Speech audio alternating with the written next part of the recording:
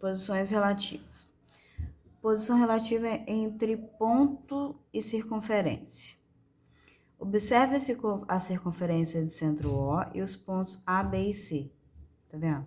O ponto A está dentro da circunferência, o ponto C fora e o ponto C pertence. De acordo com a imagem, podemos observar que a distância D do ponto A ao centro da circunferência é menor do que a medida do raio. Tá vendo, ó? Nós temos o ponto A.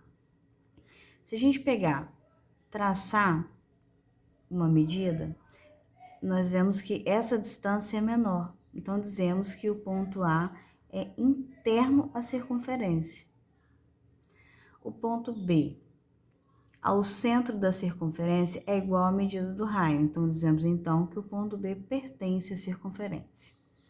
O ponto C ao centro da circunferência é maior que a medida do raio. Então, o ponto C é externo à circunferência. Ele não pertence. Então, vamos lá. Se o ponto D for menor, ele é interno. Se o ponto D for igual, se a distância, né, gente, é igual ao raio, ele pertence. E se a distância for maior, ela vai ser externa. Isso, claro, se estiver na posição observada. Agora, nós vamos ver a posição relativa entre reta e circunferência. Observe a circunferência T, U, S. Considerando D a distância do centro à circunferência, tá vendo? D é dada, R a medida do raio. Vamos analisar a posição relativa entre as retas. Se S tem dois pontos, tá vendo aqui, ó, em comum com a circunferência, ó, dois pontos em comum. Dizemos então que ela é secante à circunferência.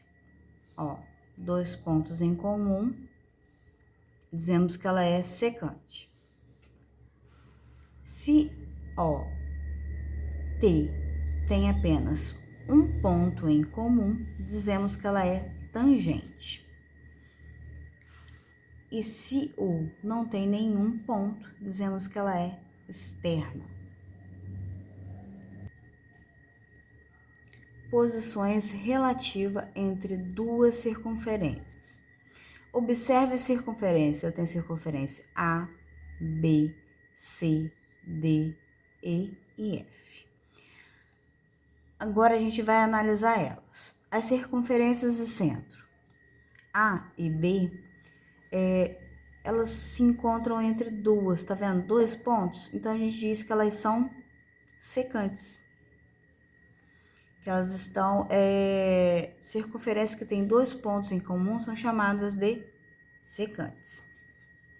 Agora a gente vai analisar B e E, apenas um ponto. Então a gente vai chamar de tangente.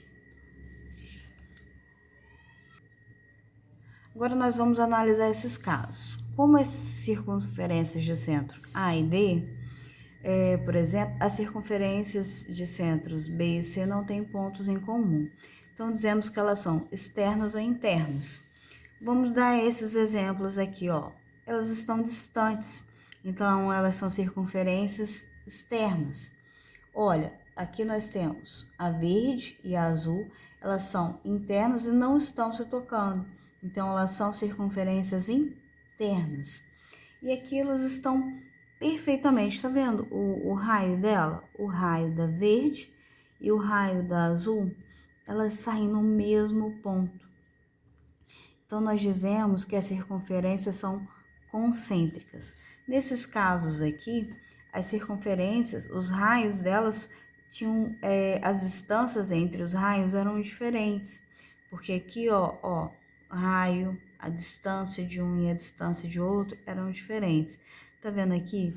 O raio da circunferência verde e o raio da circunferência azul tinha distância de um e outro. Agora aqui não, a distância era nula, não tinha distância nenhuma, porque ela se coincidia.